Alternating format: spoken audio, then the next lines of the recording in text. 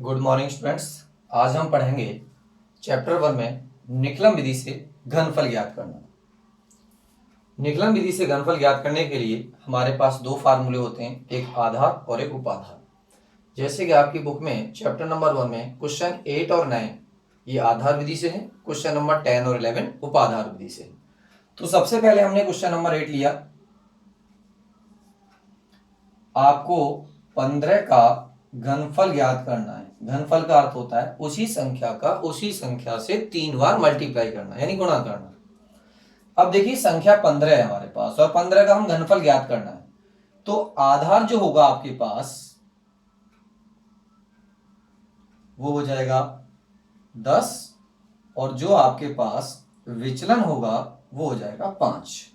देखिए संख्या कितनी है 15 प्लस विचलन कितना है आपके पास 5 इंटू 2 ब्रैकेट बंद 3 इंटू विचलन यानी 5 का स्क्वायर ऑब्लिक 5 का क्यूब।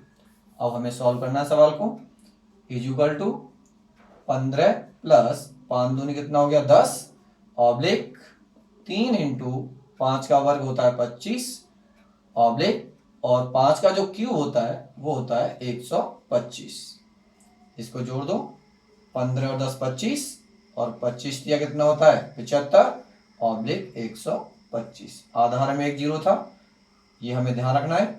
तो 7 और 5 12 और 5 इक्वल टू क्या लिखेंगे सबसे पहले 5, 12 में 5 जोड़ दो कितना हो गया 17 की 7 हासिल की 1। अब 17 की 7 हासिल की 1, 7 और 1 8 और 8 और 5 क्या हो जाता है 13, 13 की 3 हासिल की 1, 2 और 1 3, यानी 15 का जो क्यू है घनफल है वो हो गया 3375। अब इसी का हम क्वेश्चन नंबर नेक्स्ट लेंगे।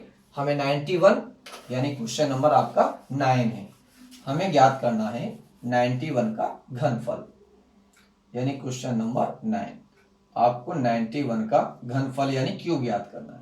सबसे पहले हमें वही आधार लेना है। तो देखो आधार जो है आपके पास 100 हो गया, विचलन क्योंकि आधार से संख्या छोटी है इसलिए विचलन क्या होगा ऋणात्मक होगा, यानी माइनस का 09। अब जीरो क्यों लगाया क्योंकि 2 जीरो आ रहे हैं आधार में हमारे पास।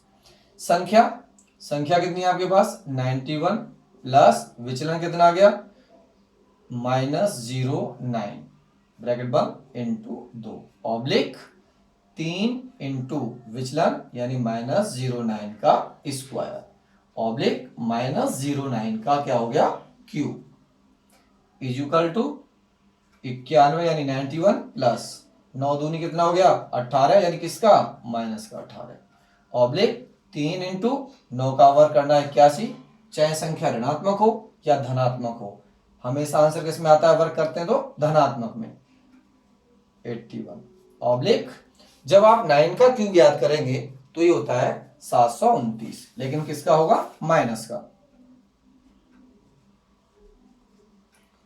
अब इसको सॉल्व करो 91 प्लस माइनस माइनस हो गया 18 ऑब्लिक 3 एकम 3 और 3 अट्ठे 24 मल्टीप्लाई कर दिया आपने -729। अब आपको 91 में से घटाना है 18, तो आपके पास कितना प्राप्त हुआ 73। तो आप यहां लिख देंगे 73 ऑब्लिक 243 ऑब्लिक -729। अब देखिए जैसे अगर हम किसी संख्या को घटाते हैं, जैसे मैंने यहां 25 में से 19 घटाया, तो देखो आप यहां से लेके जाते हो तो यहां कितना बढ़ता है 10 और यहां कितना कम होता है 1। तो वैसे ही यहां हमारे पास जो आधार है वो 100 है, तो हम इधर हासिल लेके जाएंगे इसमें से, तो इधर तो वही जो हमने ये कम किया था उसके हिसाब से होगा, लेकिन कितनी बार 100 लेके जाना पड़ेगा 8 बार। तो यहां ये हो गया 73 ऑब्लिक 243 -8 ऑब्लिक इधर आ गया 800 क्योंकि आधार 100 का है -729 इक्वल टू 73 ऑब्लिक 243 में से आपको घटाना है 8। तो 243 में से आपने -8 किया तो आपके पास बचा 235, यहां लिख देंगे 235 ऑब्लिक 800 में से घटा दो 729, तो कितना बचा 71। अब ध्यान रखना आधार में आपके पास 2 जीरो थे, 73 ऑब्लिक 235 ऑब्लिक 71। तो यहाँ क्या लिखोगे 71 एज इट इज जैसे कैसे ही, यहाँ गया 35, इसमें जोड़ दो 5 और 7, यानी यहाँ आपका उत्तर आ गया 91 का जो क्यू था यानी जो घनफल था वो आ गया 7,53,571।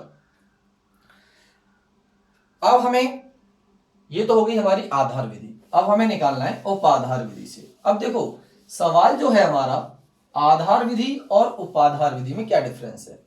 सूत्र यही है, इसके आगे यहां उपाधार अंक का स्क्वायर लग जाएगा और यहां 3 से पहले उपाधार अंक लग जाएगा, इसके अलावा इसमें कोई भी अंतर नहीं है। तो अब जैसे मैं सूत्र लिख देता हूं, उपाधार अंक का स्क्वायर इनटू क्या सूत्र था हमारे पास पुराना, संख्या प्लस विचलन इंटू 2 ब्रैकेट बंद, और यहां था 3 इंटू, अब जैसे मैंने भी कहा था कि उपाधार अंक जोड़ना है यहां पर,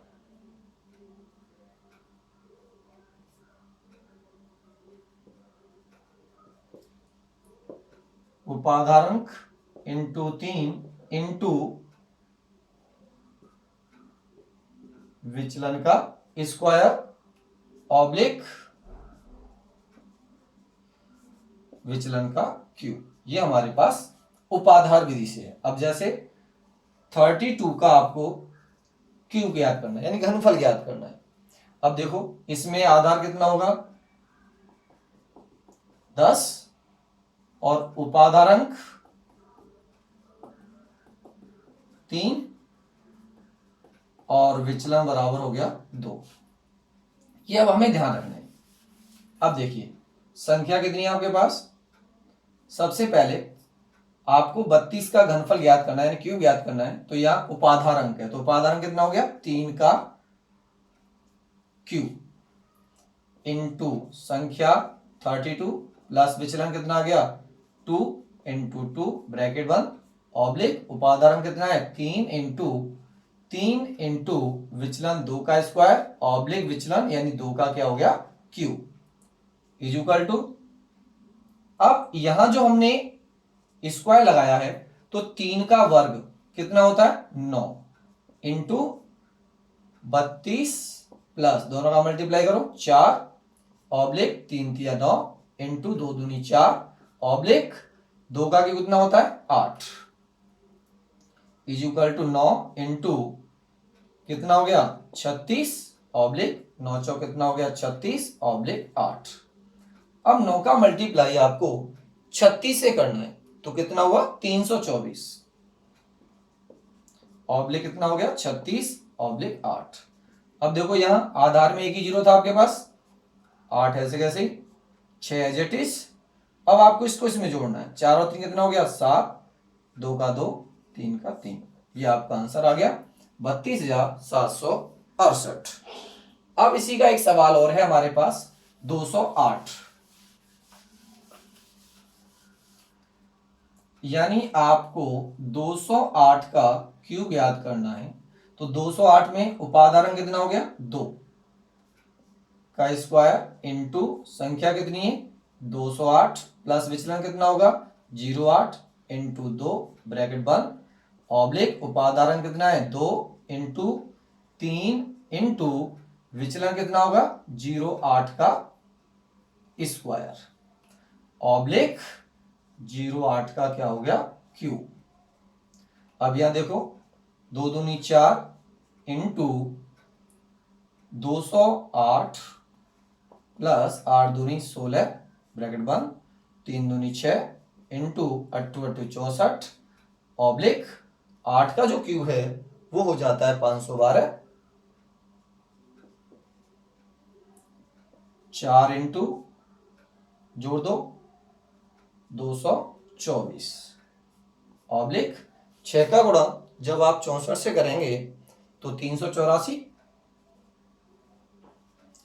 6 चौक 24 और 6 छंग 36 37 38 oblique 512 is equal to 4 into sorry, अब डायरेक्ट हम गुणा कर सकते हैं। 4 चौक 16, 4 दूनी 8 और 1 9, और 4 दूनी 8, यानी कितना आ गया 896। ऑब्लिक देखो आधार में 2 जीरो थे, 384 ऑब्लिक, सबसे पहले आप क्या लिखोगे 12, यानी क्या लिख देंगे हम 12, 12 लिखेंगे। अब देखो ये पूरी संख्या एक है और ये इसमें जुड़ेगा, तो 84 में आपने 5 जोड़ा, कितना हो गया 89, तो यहाँ 89। अब इसको इसमें जोड़ो, 6 और 3 कितना हो गया 9, 8 9। ये आपका 208 का क्या प्राप्त किया आपने, घनफल ज्ञात कर लिया।